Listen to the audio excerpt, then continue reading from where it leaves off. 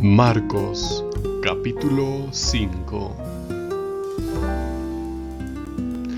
Entonces llegaron al otro lado del lago, a la región de los Gerasenes. Cuando Jesús bajó de la barca, un hombre con un espíritu maligno salió del cementerio a su encuentro. Este hombre vivía entre las tumbas, y ya era imposible hacerle más ataduras, incluso con una cadena. A menudo había sido atado con cadenas y grilletes, pero fácilmente rompía las cadenas y hacía pedazos los grilletes. Nadie tenía la fuerza suficiente para dominarlo. Siempre estaba gritando día y noche, entre las tumbas y en las colinas cercanas, cortándose con piedras filosas.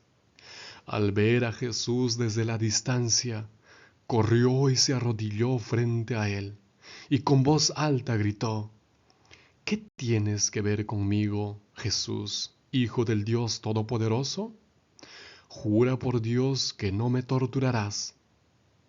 Pues Jesús ya le había dicho al espíritu maligno que saliera del hombre.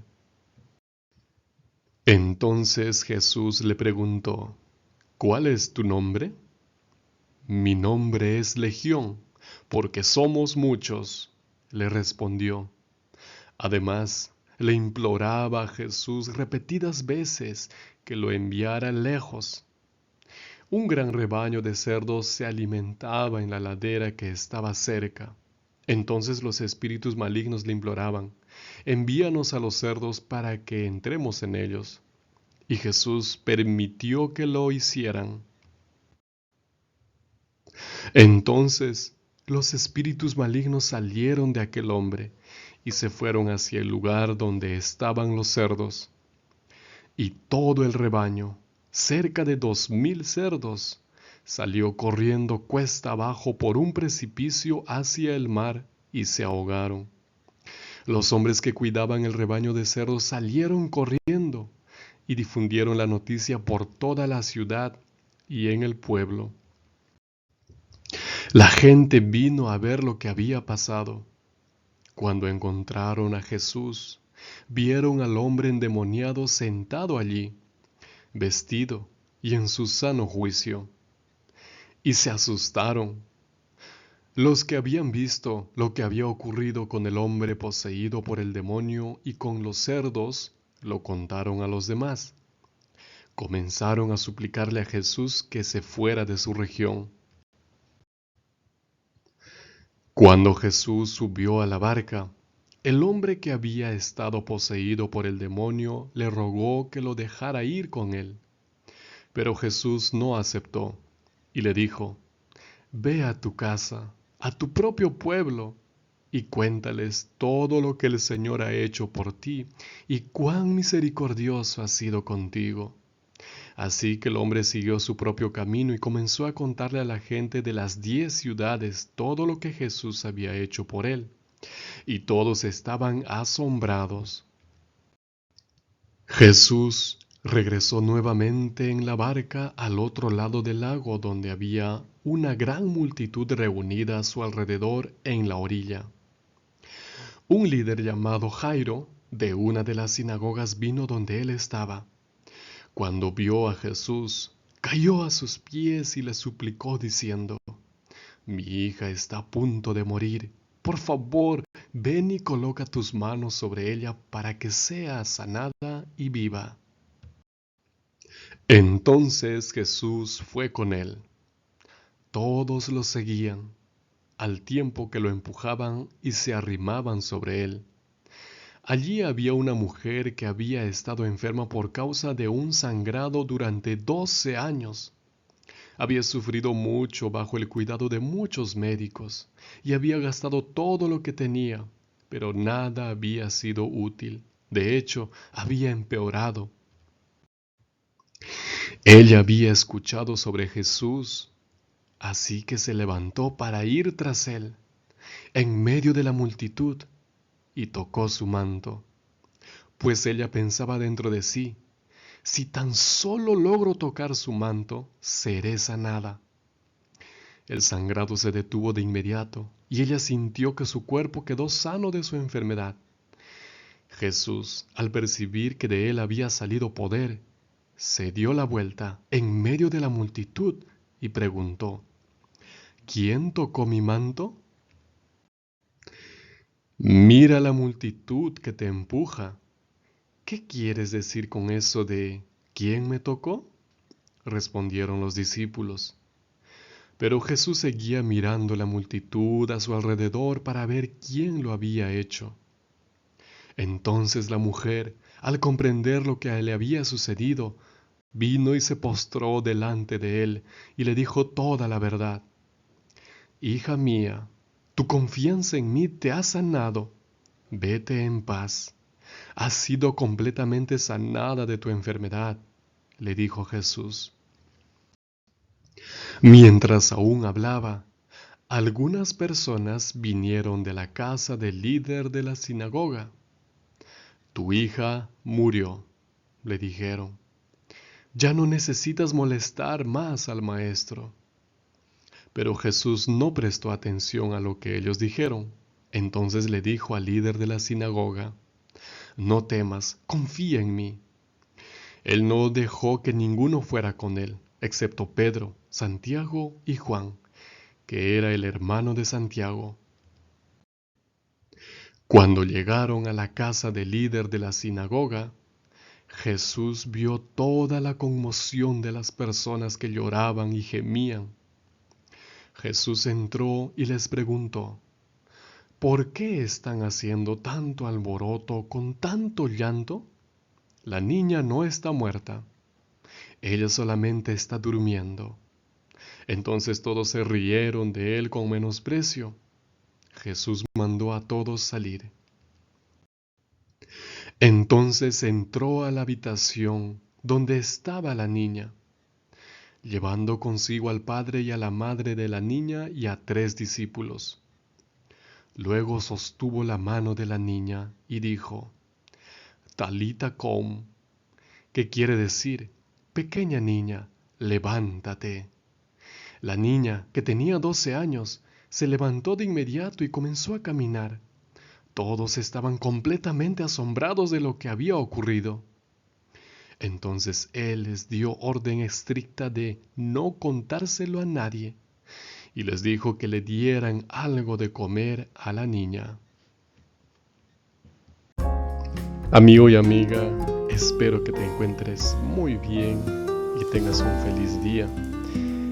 Nos encontramos ahora en Marcos capítulo 5. La primera historia es sobre el endemoniado gadareno. Los endemoniados solían estar en lugares donde habían cementerios muertos, y no eran los cementerios como hoy en día, sino que estaban cavadas en las montañas. A veces eran cuevas naturales y allí estaban. Y no solamente ellos, también se veían a indigentes, a los que no tenían techo, a los orates, a los que habían perdido el juicio. Entonces lo usaban como refugio temporal. Desde aquí podemos tener una lección. Jesús tiene poder absoluto sobre las fuerzas del enemigo, porque el enemigo nos lleva a los lugares de la muerte, donde no hay nada, donde no hay esperanza, desechados de la sociedad, desechados de la vida, en lugares desolados y de muerte. Ese es el objetivo del enemigo, llevarnos a esos lugares en la vida, así como había acabado este endemoniado. Cuando Jesús le pregunta sobre su nombre, él le dice que se llama Legión. La legión era la unidad más numerosa del ejército romano. Constaba de unos 6.000 hombres. Por tanto, esta parece ser la oportunidad y la ocasión donde Jesús se enfrenta a la mayor fuerza demoníaca en toda su historia. Parece ser así porque no hay otro relato como este en temas de número. Y aún así demostró su autoridad. Él tiene poder absoluto sobre todo. Él les dice, salgan de este hombre. Y los demonios les suplican que vayan a los cerros. Jesús les permite, con su permiso. Y así es el universo, querido amigo y amiga. Todo se rige bajo la voluntad de Dios. Ninguna hoja de ningún árbol cae sin la voluntad de Dios. Él rige los asuntos del universo y todo está bajo su control. Por eso es que no debes de tener miedo ni desesperar cuando las cosas parecen salir de control. Tal vez se salió de control de nuestras manos, pero no de las manos de Dios. Él tiene poder sobre la naturaleza, como vimos en el capítulo anterior, como calmó la tempestad. Y aquí vemos que tiene poder sobre más de 6.000 demonios. Los demonios se van hacia los cerdos se van hacia el abismo, se ahogan en el mar y la gente sale preocupada porque habían perdido las ganancias de tantos cerdos y les ruegan a Jesús que se vaya. Cuando las personas no entienden el Evangelio, pues es más importante las cosas materiales que la salvación de una persona. Por tanto, Jesús le indica al endemoniado que quería seguirle ahora que estaba, bueno, al ex endemoniado, que ahora quería seguir a Jesús. Le indica que vaya a Decápolis. Esto quiere decir, pues, 10 ciudades. Las 10 ciudades que no eran judías. Esta región de Gadara, pues era una región que no era judía, era gentil. Y es por eso que al endemoniado, al ex endemoniado, no le dice que no cuente, que permanezca en silencio como sí lo hace con las personas que estaban entre los judíos. Jesús no quería que se sepa todavía que era el Mesías porque ellos tenían una mala concepción acerca del Mesías, pero esto no pasa con el endemoniado. El ex endemoniado, perdón, le dice que publique, que vaya, y él lo hace y eso prepara para que más adelante pues tenga éxito el Evangelio cuando continúa la predicación. Por tanto, nosotros también debemos hacer eso. La siguiente enseñanza grande que podemos encontrar es que Jesús nos manda compartir y divulgar las buenas noticias del Evangelio. No olvides, eres un agente de esperanza, así como aquel endemoniado que encontró a Jesús. Jesús lo sanó, expulsó los demonios, ahora él tenía el deber de compartir a Jesús. Y nosotros, y tú y yo también tenemos este deber. La siguiente enseñanza importante que encontramos es que necesitamos tener fe y confianza en Jesús para ver milagros en nuestra vida. Dios desearía hacer milagros cada día en nuestras vidas y milagros grandes. Pocas veces vemos milagros en las vidas de otros y a veces mucho más difícil es ver en nuestra propia vida por nuestra falta de fe. La versión que hemos leído al inicio es la versión Biblia libre y traduce la palabra fe que está en las versiones de Reina Valera como confianza. Le dice, por ejemplo, aquí a la mujer, has tenido confianza en mí, que es la misma palabra como fe. Por eso, la fe es confianza. La mujer que tenía flujo de sangre que se acerca a Jesús, porque ella tenía la confianza, la fe de que si tocaba el manto de Jesús, ella sería sanada. Y por eso funcionó el milagro. Porque muchos estaban tocando a Jesús, estaban apretando en la multitud y no ocurría milagros. Pero con ella sí, porque tenía fe, tenía confianza en ello.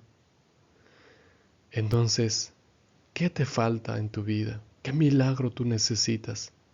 Ve con confianza, así como la mujer que decía, si toco, sanaré. Y tú puedes decir, si me acerco al Señor, voy a sanar, voy a salir de esto, voy a ganar aquello, me va a ir bien en tal cosa, o si no me va a ir bien, pues seguiré confiando en el Señor. Confía, confía amigo, confía amiga, así como confío esta mujer que tenía flujo de sangre. Esta historia se encuentra dentro de la historia en donde Jesús desea ir a curar a la hija de un dignatario, un líder religioso, que probablemente pues no era levita, sino que era otra persona, pero que cuidaba tal vez el templo o se dedicaba a otra actividad eh, dentro de las sinagogas. Por tanto, luego de esto viene otro milagro. Vienen los amigos de este dignatario y le dicen que ya no moleste más al maestro porque su hija había muerto. Y antes que dijese cualquier cosa el dignatario, Jesús le dice, no dejes de creer, no dejes de creer, tu hija no está durmiendo. Así es que se dirigen y van a la casa del dignatario. La gente estaba alborotada, estaba llorando porque había muerto. Es muy triste cuando muere un ser querido, lloramos. Cuando hay tantos recuerdos, tantas cosas que pasaron, tantas experiencias vividas, tanto cariño que se ha formado, tanta confianza con las personas. No estamos hechos para morir. Tenemos una repulsión natural a la muerte porque Dios no nos creó para morir. Pero Jesús revive, resucita a esta niña. Por eso la muerte no tendrá dominio para siempre. Un día acabará, Cristo vendrá y todos los que han creído en Cristo y han entregado su vida resucitarán. Por tanto, no tengamos miedo de la muerte. Es solo un sueño, es temporal. Tengamos miedo de morir sin Cristo. La aplicación para nuestra vida sería: Dios es omnipotente y está con todo el poder para hacer milagros y a estar en nuestro favor y para expulsar al enemigo. Y está dispuesto a realizar proezas a nuestro favor, pero es necesario tener fe en Él. Ten fe, ten confianza, y esa confianza lo lograrás mientras más pases tiempo con Él, estudiando de Él, escuchando de Él, leyendo de Él y orando y hablando con Él. Vamos a terminar con una oración. Oh Padre amado, gracias por tu palabra, preciosas joyas que cada día nos alimenta. Enséñanos a tener fe, como la mujer que tenía flujo de sangre y durante 12 años buscó y buscó hasta que tú llegaste y encontró la felicidad porque fue sanada, porque creyó en ti, creyó que sería sanada. Enséñanos a creer. Gracias por tu palabra, por la esperanza de la resurrección y porque tienes el poder sobre el enemigo. Expulsa, reprende, oh Señor, al enemigo que tal vez desea hacernos daño. No hay nada imposible para ti y el enemigo no puede tocarnos si es que tú no lo permites. Padre, te pedimos que bendigas a cada hijo e hija tuya que escucha este mensaje en este momento y le acompañes a lo largo de su día. En el nombre de tu Hijo amado Jesús. Amén.